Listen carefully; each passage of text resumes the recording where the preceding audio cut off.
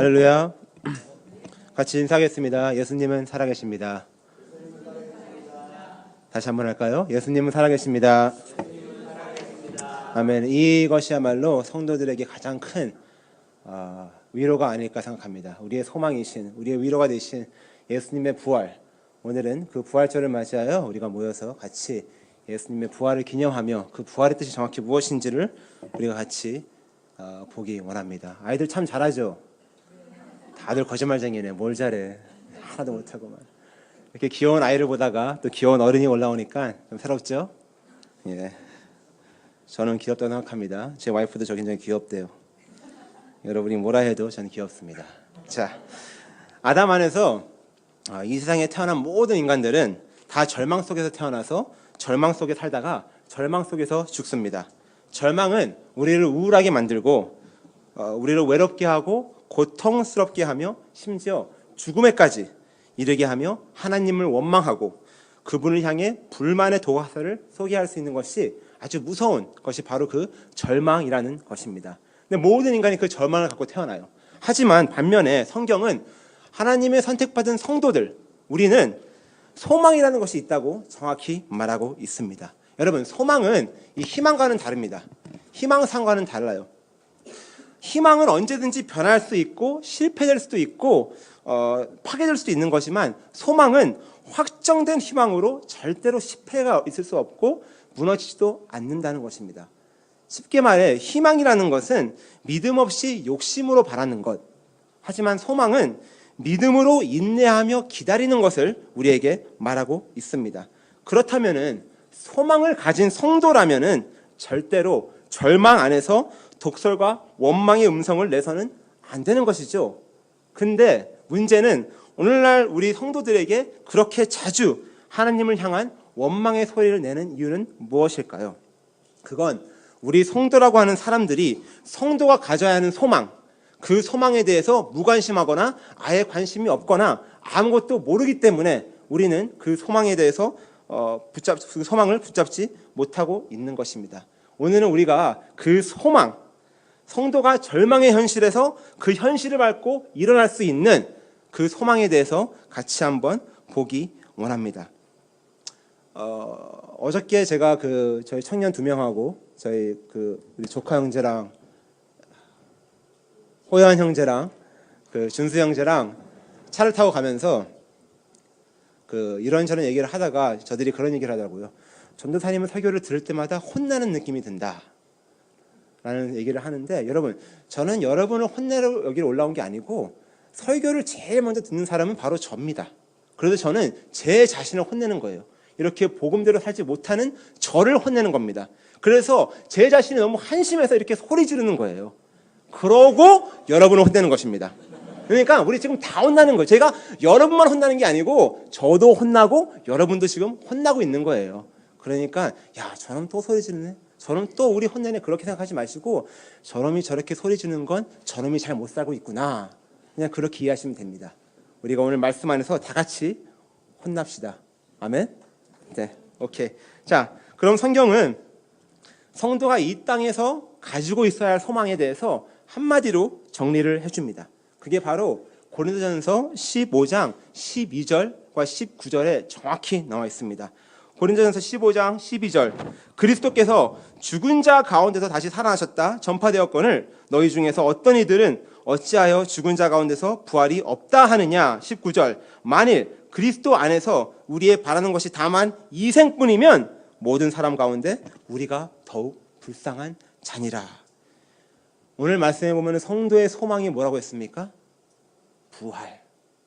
부활이야말로 성도의 소망이라는 것을 정확히 나타내고 있습니다.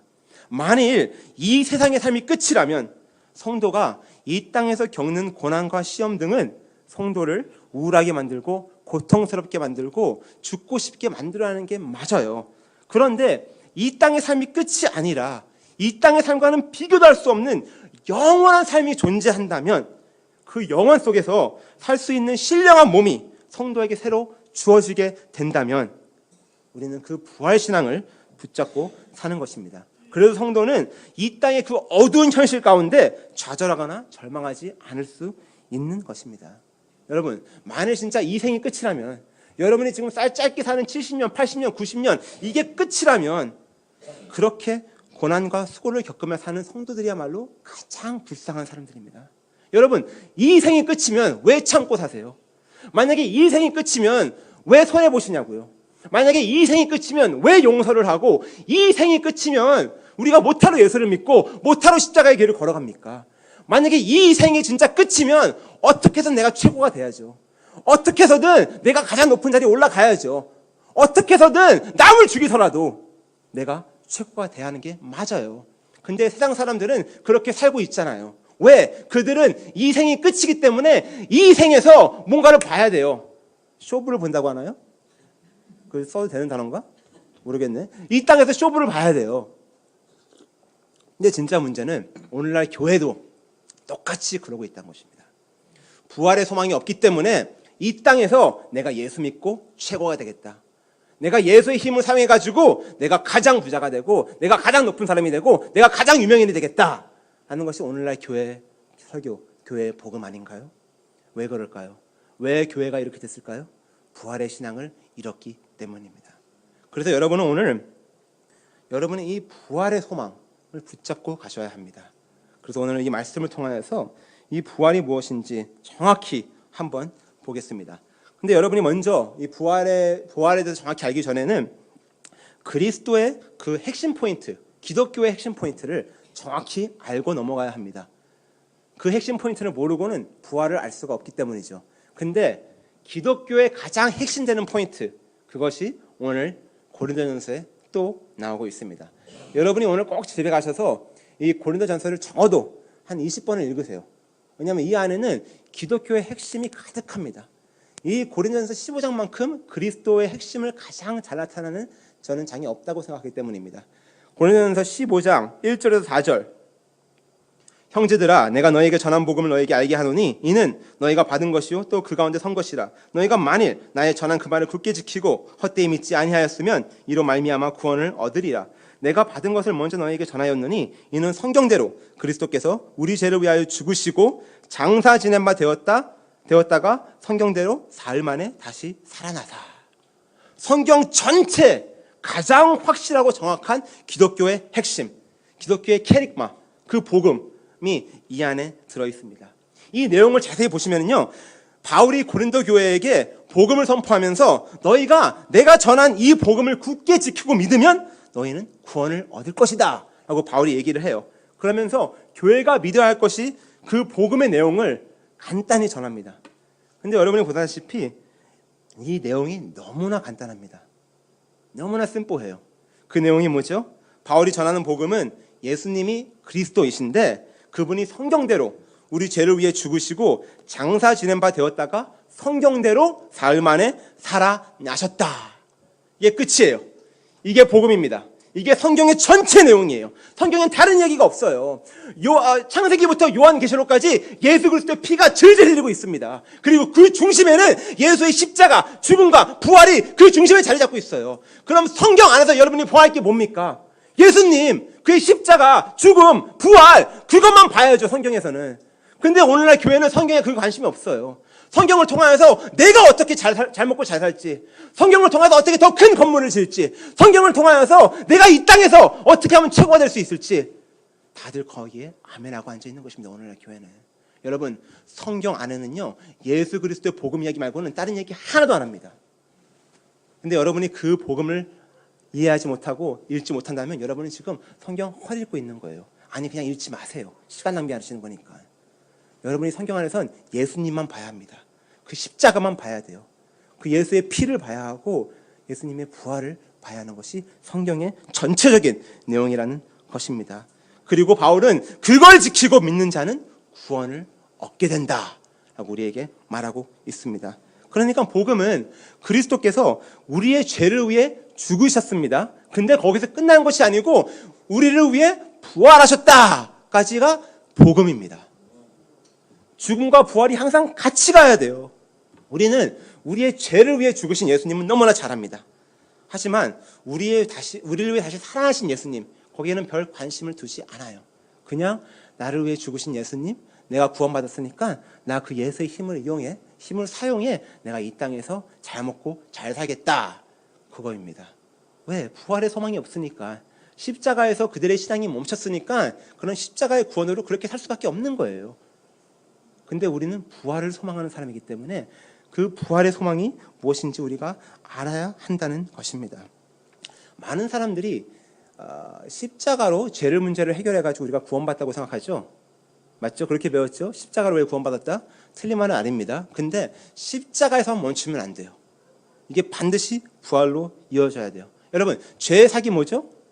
죽음, 사망이죠? 근데 예수님께서 죄를 위해 죽으셨어요. 근데 죽음에서 멈추면은 사망을 이기시지 못한 거예요. 그래서 예수님께서는 반드시 그 사망을 이기셔야 했어요. 어떻게? 부활하심으로. 그래서 십자가에서 우리의 죄를 지고 죽으심으로, 부활하심으로 우리의 죄, 우리의 죽음을 이기신 것입니다.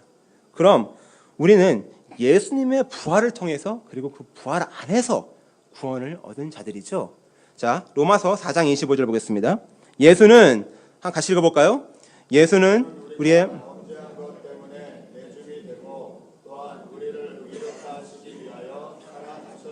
그 아래 고린도전서 15장 17절 같이 읽겠습니다. 시작. 그리스도께서 다시 살아나신 일이 없으면 너희의 믿음도 헛되고 너희가 여전히 죄 가운데 있을 것이요. 자, 보세요. 우리의 죄 때문에, 로마서에서는 우리의 죄 때문에 죽임당하셨다. 맞죠? 근데 예수님께서 다시 살아나셨다. 왜 살아나셨습니까? 우리를 의롭게 하시려고. To make us righteous. 우리를 의롭게 하시려고 예수님께서 다시 부활하신 것입니다. 그리고 만약에 예수님께서 다시 살아나지 않으셨다면은 우리 역시 죄 가운데 죽음을 해결할 수 없는 자다라고 기록되어 있지 않습니까? 여러분, 하나님께서는 죄에 대한 심판을 십자가에서 치르십니다. 하지만 그 부활을 통해 의롭다는 새로운 편결을 우리에게 지금 내리시는 거예요. 십자가에서는 죄에 대한 심판, 부활은 의로움에 대한 선포, 심판과 선포가 같이 가는 게 그것이 바로 복음이라는 것입니다. 그럼 예수님의 십자가의 죽음은 우리의 죄를 해결한 것이고 예수의 부활은 우리를 위롭게 만드는 것인데, 그럼 우리가 그 복음을 정확히, 그 전체적인 복음을 이해하려면은 그 위로운 게 무엇인지 알아야겠죠. 그 위로운 게 모르면은 여러분들은 복음을 모르는 거기 때문에. 예수님께서 우리의 위로움이 되어 살아났다. 그러면 그 위로움이 도대체 뭐냐? 그걸 우리가 살펴보겠습니다. 근데 그걸 살펴보기 전에 여기서 한 가지 짚고 넘어가야 할 것은, 왜 예수님의 부활로 우리가 모두 다 위롭게 됐나? 자, 아담과 하와의 죄로 모든 인간들이 죄인이 됐죠. 근데 예수의 죽음과 부활로 또 모든 인간들이, 성도들이 구원을 받았습니다. 어떻게 이렇게 가능할까요? 하나님의 대표성, 하나님의 그 representation이라는 그게 있는데, 그게 뭐냐면은 오늘 고린도전서 15장 20절에 나옵니다. 15장 20절. 그러나 이제 그리스도께서 죽은 자 가운데서 다시 살아 잠자는 자들의 첫 열매가 되셨도다. 사망이 사람으로 말미암았으니 죽은 자의 부활도 사람으로 말미암은도다. 아담 안에서 모든 사람이 죽은 것 같이 그리스도 안에서 모든 사람의 삶을 얻으니라.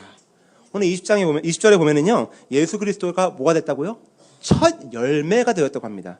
여러분, 이 첫 열매라는 것은, 이 단어는 제사 용어입니다. 이 구약에 제사를 지낼 때 쓰던 단어입니다. 특히 이 6월절에 그 절기를 지내고 3일 후에 그 6월절을 감사하는 마음으로 첫 번째 열매, 첫 이삭을 하나님께 드리는 그런 절기를 지켰어요, 구약에서는. 근데 그 첫 열매로 드림으로 이것 다음에 나오는 모든 열매들이 하나님 것입니다 라고 선포를 하는 거예요. 자, 6월절에 어린 양으로 누가 죽었죠? 예수님이 죽으셨죠. 3일 후에 부활하셨죠. 그죠? 그렇다면은 그게 뭘 의미하는 것입니까? 첫 열매를 의미하는 거예요. 예수님이 부활의 첫 열매가 됨으로 하나님께 드려졌어요. 그렇다면은 예수님 다음에 나온 모든 열매, 누구죠? 교회. 그 교회가 누구 것? 하나님 것. 그것을 지금 우리에게 보여주는 거예요. 그러니까 여러분, 구약과 신약과 모든 건 다 한 내용이에요, 지금. 그 십자가 구원밖에 얘기하고 있는 거 아니에요, 지금. 딱 그 얘기만 하고 있다니까요. 예수님께서 첫 열매가 되어가지고 그 다음으로 오는 모든 교회가 예수님의 열매가 됐다. 그래서 예수님께서 위로우시심으로 우리 모두 다, 예수님으로 다음으로 온 그 열매 우리 모두 다 의로워진 것입니다. 의롭다. righteous. 자, 그렇다면 다시 한번 우리가 그 위로움이 무엇인지에 대해서 공부하겠습니다. 자, 위로움이라는 것은 관계를 나타내는 단어입니다. 어떤 관계에서 서로에게 요구되는 일을 성실하게 행할 때 그것이 위로운 관계라고 얘기하는 것입니다. 예를 들어 저에게는 아들이 있습니다. 두 아들이 있습니다. 첫째가 조단, 저랑 조단, 아빠와 아들 사이죠.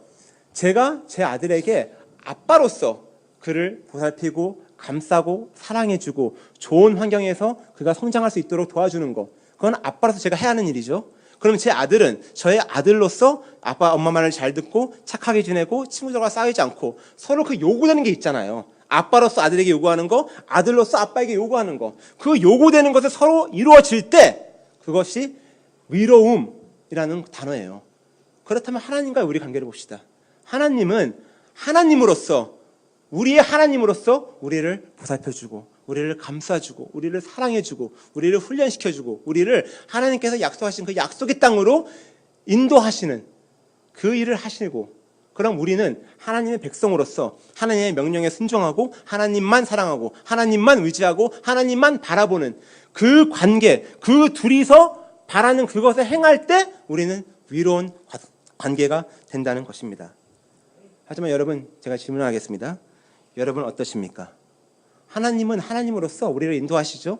우리를 이끌고 가시죠. 우리를 사랑해 주시죠. 우리의 필요한 모든 것, 그 예수 그리스도의 복음 우리에게 주셨죠. 그러나 하나님은 하나님의 자리에서 우리의 그 위로움 관계를 행하셨습니다. 그럼 우리는 하나님의 백성으로서 하나님만 사랑하세요? 여러분 하나님만 바라보십니까? 하나님만 여러분의 소망이십니까? 하나님만 의지하세요? 아니잖아요. 거기서 아멘하지 마세요. 거짓말하지 마세요. 거기서 아멘하는 거 아니에요. 거짓말하고 그래.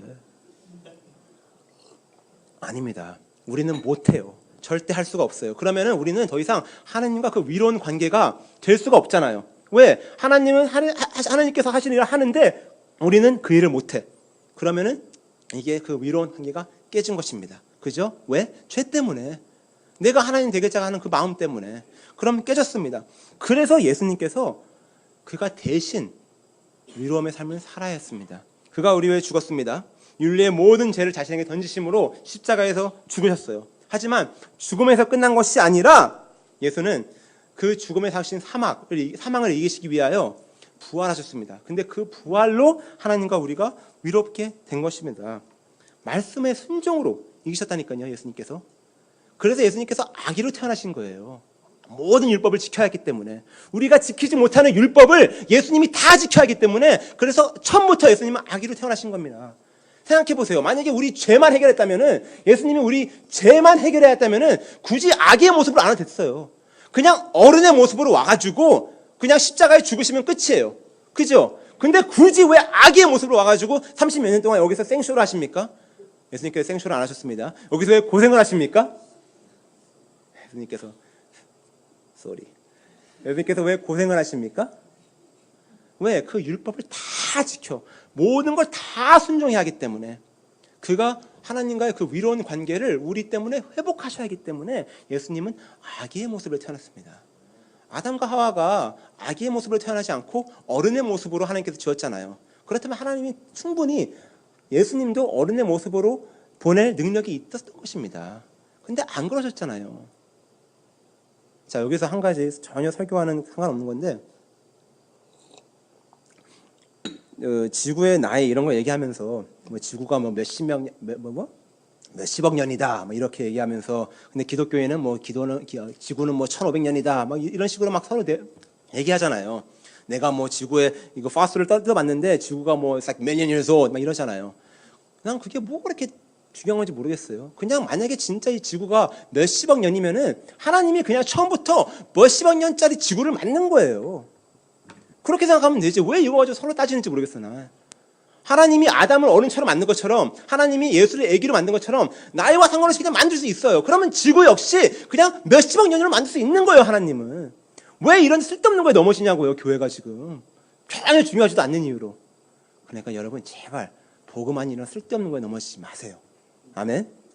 자, 계속 넘어가겠습니다. 그래서 얘기는 예수님은 아기의 모습으로 온 것입니다. 그래서 우리 예수님과 하나가 된 거예요. 자, 제가 한번 질문하겠습니다. 예수님과 우리가 언제 하나 됐습니까? 언제 예수님과 우리가 하나 됐어요?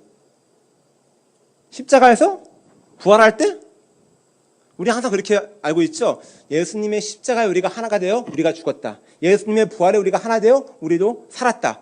그렇게 배우잖아요.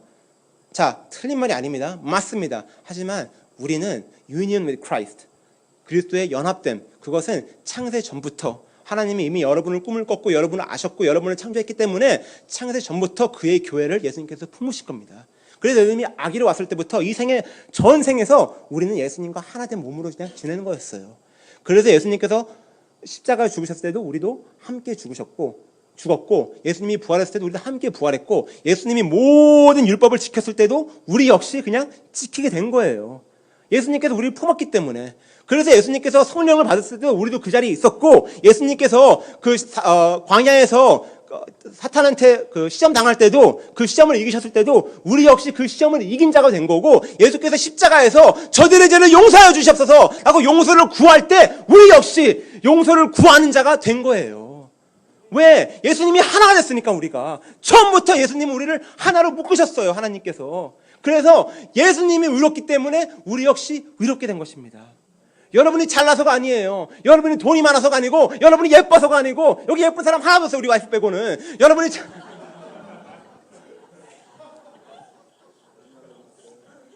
장 목사님이 거짓말하지 마세요 그러네요. 다 예쁩니다. 하나님 보시기에는. 제가 보기엔 아니어도 하나님 보시기엔 다 예쁩니다. 그렇게 하나님께서 우리를 하나로 붙여주신 거예요. 예수님을. 그래서 하나님은 더 이상 나를 보는 것이 아니고 이 예수님을 보는 거라고요. 예수님의 외로움, 예수님의 사랑. 여러분이 사랑 없잖아요. 솔직히 말해보세요. 무슨 사랑? 나만 조금 피곤하면 내 새끼도 저리 가란데. 안 그러세요? 나만 피곤하면 내 새끼 저리 가라야. 야, 너 엄마랑 가서 놀아 임마. 그것 때문에 맨날 싸워요 우리는. 무슨 사랑이 있어요 우리가. 근데 하나님께서 우리는 사랑하는 자로 불러줬어요. 왜? 예수님의 사랑이 우리 안에 있기 때문에. 그래서 여러분, 하나님은 더 이상 우리를 보는 게 아니에요. 우리 안에 있는 그 예수님을 보심으로 너희는 나의 백성이다. 너희는 위롭다. 너희는 나의 관계가 회복됐다. 이게 복음이라니까요. 내 힘이 조금이라도 들어가면 그건 복음이 아니죠. 내 노력이죠. 근데 하나님은 인간의 모든 가능성을 다 없애버려요. 너는 아무것도 못해. 근데 내가 다 할 거야. 내가 처음부터 끝까지 내가 다 할 거야. 넌 그냥 지켜봐. 예수와 붙어있어. 근데 인본주의적 사회는 이거를 이해를 못해요. 왜 내가 아무것도 못해? 나도 능력 있다? 나도 힘 있다? 나도 많이 배웠어. 왜 우린 자꾸 예수만 의지해야 돼? 그게 지옥 가는 사람들의 사상이에요. 우리는 그냥 아무것도 못하군요. 예수님 없으면. 그 자리로 가야 되는 것입니다. 그래서 우리는 예수와 죽고 예수와 부활함으로 거기에 동참하게 된 거예요. 그래서 우리 역시 위로운 자가 된 것입니다. 여기서 아멘 하셔야 돼요. 어디 쓰는데 아멘 하시지 말고. 이런 것까지 다 가르쳐줘야 돼 내가. 갈라디아서 2장 20절. 내가 예수와 십자가에 못 박혔으니 이제는 내가 내 맘대로 산다. 맞나요? 예수와 십자가에 못 박혔으니 이제는 내가 왕이다. 내가 돈 많이 벌어가지고 내가 이사에게 날 자랑할 거다. 내 명예, 내 인기 챙길 것이다. 내 자식들 제일 좋은 대학으로 보낼 것이다. 이것입니까? 뭐라 써있죠? 내가 예수와 십자가에 못 박혔으니 이제는 내가 사는 게 아니요. 여러분, 내가 살지 않다는 게 뭐죠? 죽었다는 거잖아요. 뭐 이렇게 어렵게 생각하세요? 그러면 하나님께서는 내가 예수와 십자가에 못 박혔으니 나는 죽은 자. 그럼 내 안에 누가 삽니까? 예수님이 사는 거예요. 여러분은 이미 죽은 자예요. 근데 그 안에 예수님 때문에 하나님께서 위롭게 봐주시는 겁니다. 여러분, 옛날에 그 강시 영화 기억하시죠? 강시 아세요 혹시? 강시 아시죠? 이렇게 중국에서 막 뛰어다니는 그 강시. 이게 부적 붙이면 또 가만히 있고. 이 세상은 지금 강시들이 가득한 세상이에요. 다 없음에 있어야 할 사람들이 없음의 자리에 있어야 할 것들이 살아있는 척하는 거예요. 지금 이 세상은 다 죽어 있어요. 근데 다 죽은 자들이 자기는 살았다고 팡팡 뛰고 있는 거라고요. 지금 강시들 세상에서 그렇게 최고가 되고 싶으세요? 근데 그 강시를 어떻게 멈추죠? 부적을 딱 붙이면은 그 강시가 멈추잖아요. 그것이 복음과 같은 거예요. 우리한테. 우리도 역시 이 세상에서 죽은 자인데 계속 뛰려고 해. 계속 나 살았다. 나 존재해. 네가 왜 죽어? 나 살아있어. 이러는 우리에게 복음이 우리한테 와가지고 딱 붙임으로 아, 난 죽은 자구나. 그런 사람들에게 하나님의 은혜가 와서 나는 죽었지만 내 안에 예수가 살아있는 거구나. 그 고백을 하는 게 성도지. 어떻게 오늘날 성도는 똑같이 이 세상과 강시돌이 하고 있습니까? 내가 더 높이 뛰겠다고. 다 죽은 자들일 때. 성도는 그거 하는 거 아니에요. 여러분은 복음 붙잡고 그냥 나는 죽은 자구나. 예수님 은혜 없으면 나 큰일 났구나. 그 자리로 가는 게 성도라는 것입니다. 여러분은 이미 죽은 자예요. 그럼 내가 죽어서 내 안에 누가 산다? 예수가 산다. 그래서 여러분이 이 땅에 살면서 죄를 짓죠? 날마다 짓죠? 오늘도 졌죠? 지금도 지고 있죠? 이렇게 죄를 지면서 하나님께서 그 죄를 보는 게 아니고 여러분 안에 있는 그 예수를 보기 때문에 그 예수 때문에 여러분이 위롭게 된 거고 예수님 때문에 여러분이 하나님의 자녀가 된 거고 그 예수 때문에 여러분이 거룩, 분리된 그 삶을 사는 거예요. 야, 이게 얼마나 놀라운 은혜입니까? 이게 얼마나 감격스러운 하나님의 사랑입니까, 여러분? 내 안에 예수가 살고 있는 것입니다. 그래서 우리는 위로우신 거예요. 그래서 요한계시록에 보면은 우리는 흰옷을 입은 자라고 나온 거예요. 예수 그리스도의 흰옷, 위로움을 입은 자. 에덴 동산에서 아담과 하와가 빨개 벗고 있었죠. 근데 하나님의 목적은 그들이 평생 빨개 벗고 있는 게 아니었습니다. 선악과라는 시험을 통과함으로 하나님의 위로운 흰옷을 입히는 거였어요. 근데 선악과를 패스 못 쳤잖아요. 그래서 하나님의 계획이, 그 구원의 계획이 계속 아담과 하와에서 아브라함에서 이스라엘에서 오늘날 교회까지 오게 된 거예요. 어떻게 하나님께서 이 쓸모없는 나의 백성들을 내가 흰옷을 입히는지 너희는 봐라. 그거 가르쳐 주려고. 그래서 하나님의 힘에 의해 우리는 그 흰옷, 그 위로움을 입게 되는 거예요. 이게 얼마나 놀라운 은혜입니까? 그래서 창세기부터 요한계시록은 그 이야기 하나만 하고 있는 것입니다. 하나님 아버지와 나와의 관계의 그 회복. 이것이 십자가의 죽음과 부활의 능력이에요. 그럼 여러분은 이 땅에 살면서 무엇을 붙잡고 살아야 돼요? 무엇을 소망하며 살아야 하냐고요, 여러분. 내가 예수 믿고 이제 대단한 사람 되었으니 하나님을 돕겠다? 뭘 도와요, 우리가? 그런 거 하는 거 아니라니까요, 교회는. 자꾸 오늘날 교회는 뭘 돕겠대. 내가 높이 돼가지고 내가 돈 많이 벌어가지고 하나님 일을 돕겠대. 왜? 돈 없는 사람 하나님 일을 못 돕나요? 내가 많이 배워서 하나님 일을 돕겠대. 많이 못 배우면은 하나님 일을 못 해요? 이게 뭔 소리냐고요. 아니잖아요. 우리는 하나님 일을 돕는 자로 이 땅에 있는 것이 아니에요. 난 그냥 계속 죄인으로 폭로당하면서 예수님 없으면 나는 이렇게 썩을 죄인밖에 안 되는구나. 하나님 감사합니다. 그 자리로 가는 거지. 뭘 자꾸 돕겠대, 하나님의 일을. 여러분, 하나님의 일이 도대체 뭡니까? 선교하는 거? 전도? 봉사? 헌금 많이 하는 거? 사랑하는 거? 하나님의 일이 뭐냐고요, 도대체. 궁금하지 않으세요? 하나님이 뭔지. 제가 알려드릴게요. 이건 서비스로 알려드립니다. 요한복음 6장 28절 29절. 하나님의 일이 정확히 무엇인지 나옵니다. 저희가 묻되 우리가 어떻게 하여야 하나님의 일을 하오리까? 이게 누가 질문하는 거죠? 바리새인들이 질문한 것입니다. 그 당시에 영적 그 행위로는 최고인 사람들이죠. 금식도 일주일에 3번 해. 1년에 한 번 하라는 것도 억지로 일주일에 3번 해. 헌금도 잘해. 구제도 잘해. 하나님 말씀도 잘 알아. 기도도 많이 해. 우리가 원하는 모습 아닌가요? 우리가 교회 생활하면서 원하는 모습이죠. 기도도 열심히 하고 헌금도 열심히 하고 열심히 사랑하고 열심히 하나님 말씀도 공부하고 우리가 원하는 모습이잖아요. 근데 그들이 예수님한테 물어요. 어떻게 하면 하나님 일을 할 수 있습니까? 예수님께서 뭐라고 하죠? 야, 너네들 잘하고 있어. 계속 그렇게 열심히 섬기면 잘하는 거야. 야, 헌금을 그렇게 많이 하면 잘한 거다. 야, 너 그랬습니까, 예수님이? 아니요.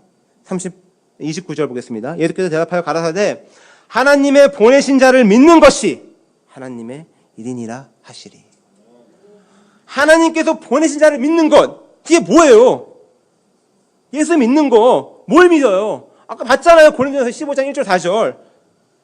예수님이 그리스도이신데 그분이 성경대로 우리 죄를 위해 죽으시고 장사 지낸 바 되었다가 성경대로 사흘 만에 부활하셨다. 그거 믿는 사람, 그거 믿는 게 하나님의 일을 하는 거예요. 여러분, 그거를 믿고 나서 나머지 일을 하시라고요. 근데 오늘날 교회는 그 은혜를 모르고 무조건 교회 오면 담배 끊어, 술 끊어, 너 헌금해. 이것만 가르치잖아요. 아니라는 것입니다, 여러분. 하나님의 은혜를 아는 사람들은 그런 것이 자연적으로 나타나요. 아니, 자연적으로 나타나지 않는다고 하더라도 그들은 하나님의 백성이에요. 자꾸 겉에 어떤 행동으로 사람들을 평판하지 마세요. 아니라는 것입니다, 여러분. 평생 하나님 믿어도 그 열매가 안 나타날 수 있어요. 하나님께서 그게 그 삶에 원하는 삶이라면은.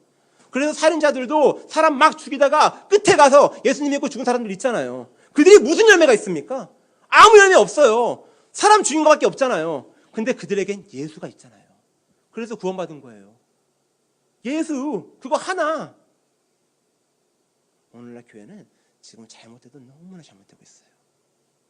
너무나 잘못 가리고 있는 것입니다. 여러분을 혼내는 것이 아닙니다. 저를 혼내는 것입니다.